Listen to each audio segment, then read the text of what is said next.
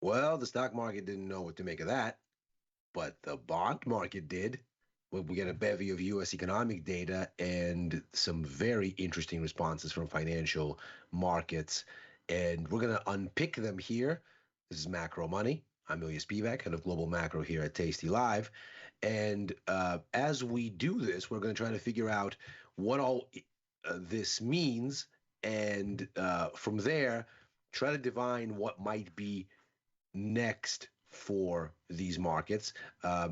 We have an interesting lead from various corners of the financial asset universe on what this means, and a bit of economic data waiting in the wings here to close out the week that may offer some much needed clarity. So let's take a look here at what we ended up with. Of course, everybody was very closely watching for what would happen with today's US CPI report. It came out hotter than expected, as we anticipated would be the case.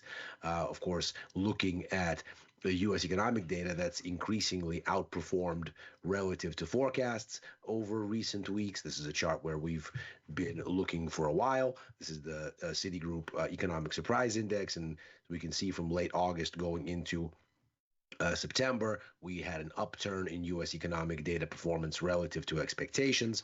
We, of course, saw that in spades with last week's white hot ISM service sector data and employment statistics. So the expectation that we had going into the CPI number, if you've been watching Macro Money all week, has been we're probably leaning toward a hotter number, and that's exactly what ended up happening. And of course, as we've speculated here, that might dilute Fed rate cut expectations and hurt stocks. And so it did, if only briefly. Here's the release of that data here. So initially, as the numbers come out, the markets don't like them. Then we rally back into the intraday range high, then come right back down into the range low, then settle basically in the middle. So the response from the S&P 500 here, a kind of bellwether for market sentiment, is a bit of a shrug. It's unclear what investors ultimately make of this, and that's because in parallel with this CPI data, we also got jobless claims numbers that seem to tell the opposite story. So here's what the S&P ends up looking like by the end of the day. So yesterday, in anticipation of this data, there seemed to be a rally through the previous high, a new record closing high for the S&P. But today, an inside day. We don't manage to go higher. We don't manage to go lower. We are stuck as the markets try to make sense of what is actually on the menu here. So here's the CPI report. It comes in a bit hotter than expected, 3.3% on core CPI, probably the biggest and most eye-catching part of this. The expectation was we'd hold at 3.2%. The decline in the headline, a little bit shallower than expected. Markets were looking for 2.5 to come down to 2.3. We ended up with 2.4. But the action is really in that core number because, of course, that's what captures where most inflation is at the moment, and that's the service sector. Here, that rise to 3.3% is a very significant change of pace. That is actually the first rise in core inflation year on year since March of 2023. So the markets understandably look at this and go, okay, there's a string of hotter than expected US economic data that's starting to feed into into inflation. The Fed is not going to be in a position to do as many cuts as perhaps they thought, or certainly as the markets have speculated. And what we're going to end up with is more expensive money and some kind of a headwind. But then what you end up with, released at the very same time, is a very conflicting set of indicators from the weekly jobless claims report. And here we have a blistering jump in initial claims. We can see here, not only do we get this very steep increase in weekly claims. In fact, this was the biggest 1 week rise in 15 months. But we take out the 4 week average, which is the monthly average. We take out the 12-week average, which is a guesstimate for what a quarterly number might look like. And then, of course, both of those averages turn higher. So the trend seems to turn in more than just a one-off kind of way. We get something similar in the numbers for continuing claims for unemployment benefits. It's not as dramatic here. Here we have the largest rise since we look basically at the second half of July or so. These are weekly numbers, of course, so our reference point is not a month. It's basically here where we have toward the tail end of July numbers that are comparable. And as with initial claims here, we're through the 4 week average, we're through the 12-week average. So there seems to be a meaningful change of pace here that's occurring. And of course, more claims for unemployment benefits really clash with the vigor that we saw in the jobs report from BLS last Friday. And of course, if the situation is weaker in labor markets, or at least if the situation is uneven in labor markets, this is exactly the kind of thing that might inspire the Fed to ease, as we've heard from Fed officials basically since the beginning of July, when Fed Chair Powell gave that fateful testimony to Congress that set us on a path to start the rate cut cycle finally in September. The Fed now sees risks to inflation as being roughly balanced with risks to the labor market. That essentially now it isn't just that the Fed is worried that inflation will be too high and won't go back to their 2% target over the medium term. Now they're concerned in equal measure, give or take, that unemployment might end up being too high. And of course, the very rapid pace of service sector job creation that we saw in the ISM numbers, the very impressive set of official labor market statistics from BLS for September, where not only did we get 105,000 more jobs created than officials than market watchers expected, rather, we also had the August numbers that were initially reported revised higher, and not by a small margin.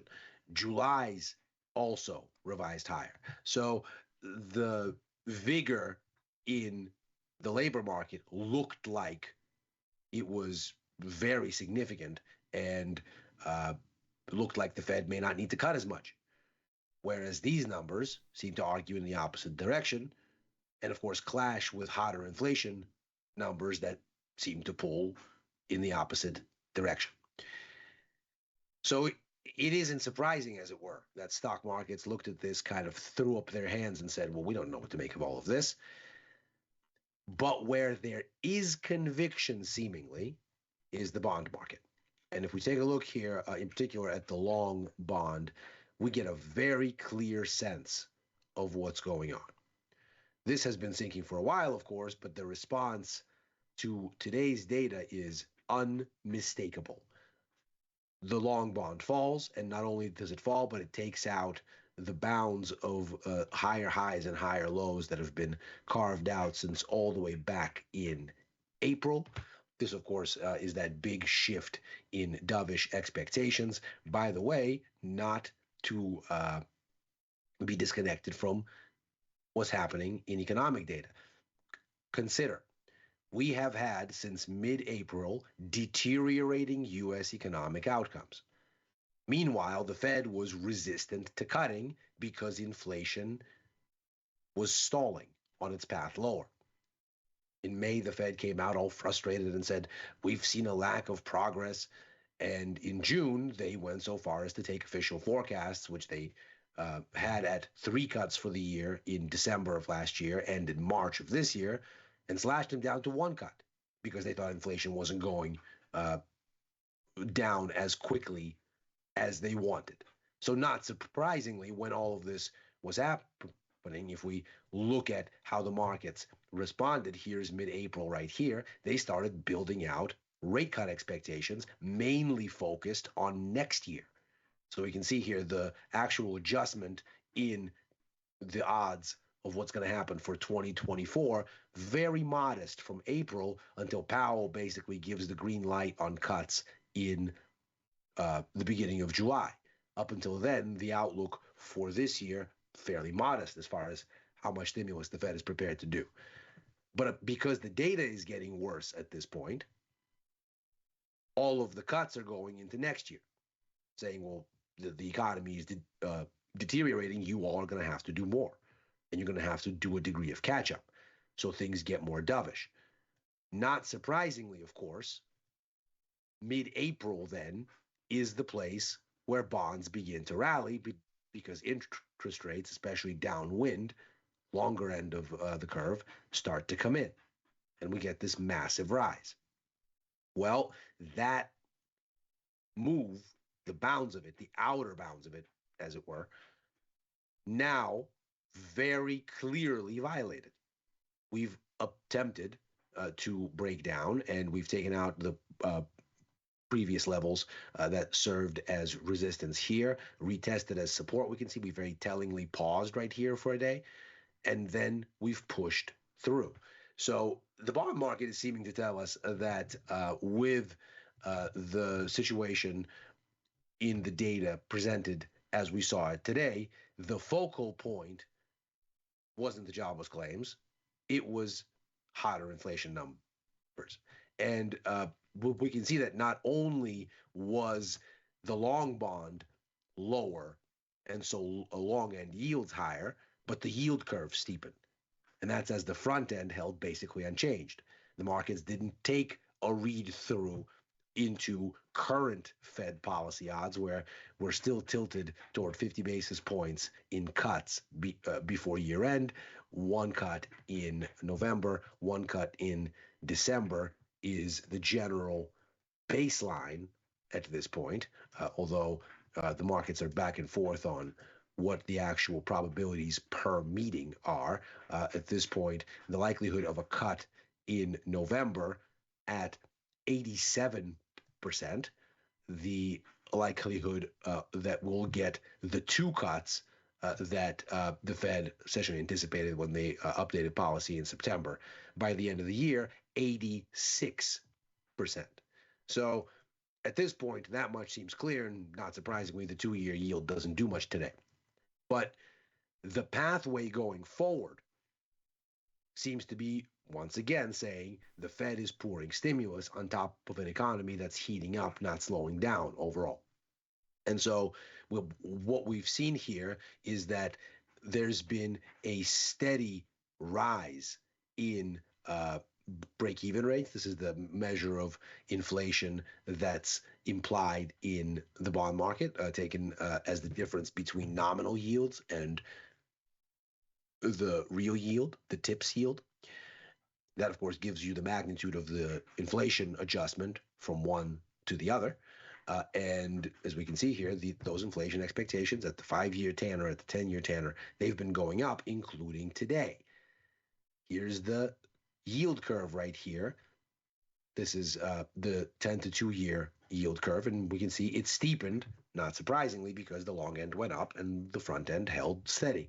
Even gold ticked up a little, all of which says we're probably going to get hotter inflation downwind, and that probably means higher rates in the future than in the immediate term, all of which seems to say fewer rate cuts. So the bond market is looking at this, and it's saying stocks might be confused, but I know where things are going. Things are going toward higher rates and fewer rate cuts. And this is where things get interesting, because if we look at what that's meant for stocks, we can see here's the Fed's September cut.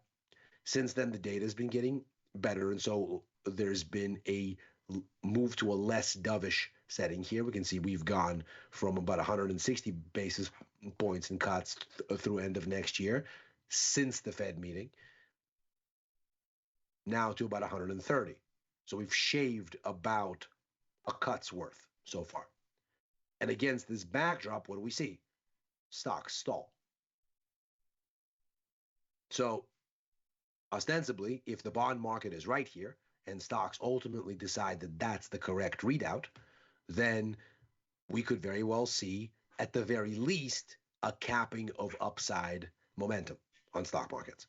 Now, will this become a sell-off? We shall see. Markets have continued to surprise with their resilience all year. But the story here might get some much needed clarity because we are going to get a little bit more economic data here, and that comes by way of the University of Michigan's Consumer Confidence Survey. Here we're looking for expectations to improve. We're looking for the assessment of current conditions to improve. That, of course, seen giving us the third consecutive month of stronger consumer sentiment overall. The one-year inflation outlook seen coming down from 2.7 to 2.6%. Now, if in fact we are looking at improving consumer confidence here, that is, of course, a very positive story for the economy. U.S. economic growth is overwhelmingly driven by household consumption, which accounts for close to 70% of GDP growth. The amount that's accounted for by government spending, by comparison, is a laughable 17%. So we're looking at a situation where if you were to have a brightening of the mood amongst consumers, the argument would very much be in favor of a stronger U.S. economy, and the jobless claims numbers would look like the odd ones out, or at least they would look like a weekly data point, not to be over extrapolated, may be linked to the impacts of hurricanes, may be linked to other sort of episodic developments, not really something that has followed through and not really something that fits within larger dynamics. It would look more compellingly like noise. And if we were, in fact, to get a pickup in U.S. consumer confidence, then the expectation would be that this otherwise positive story of improving job creation, of improving affordability, because, of course, the other thing that jobs report told us last week is that wage growth unexpectedly jumped to a 4-month high of 4%.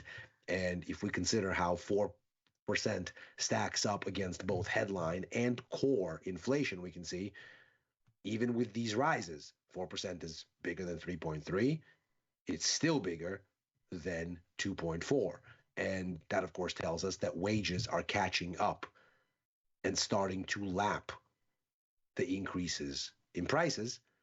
So we're starting to make up lost ground for when wages, of course, lagged this much faster inflation back in 2021, 2022. So that, needless to say, would be a positive story for consumers and could encourage this very thing.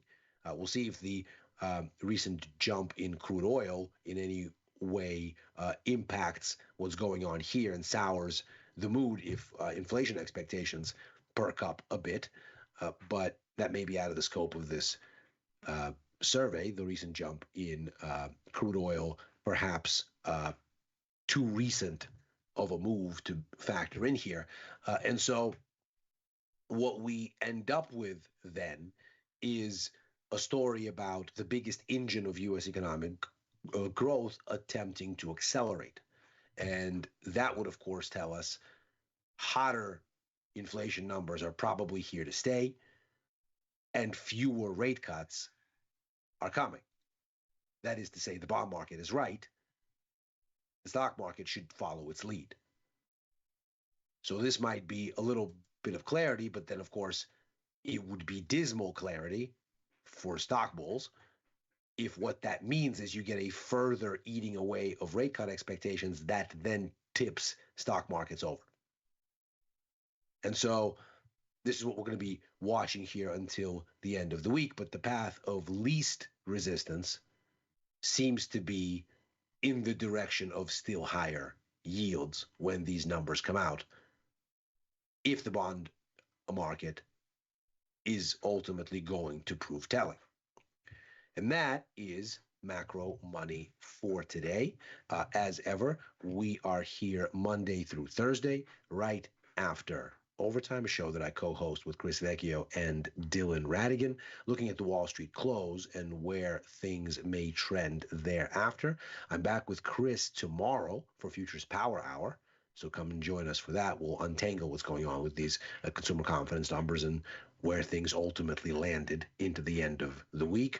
I'm on with Victor Jones and Tom Sosnoff for First Call on Sundays, back with Victor for The Price of Truth on Wednesdays, writing for the news and insights portion of tastylive.com, and opining sporadically on the platform formerly known as Twitter at Ilya Spivak.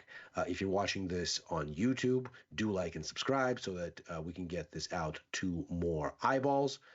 Macro Money is done for the week, but we are, of course, back next week as per the usual. Futures Power Hour again is tomorrow. Happy trading. See you soon.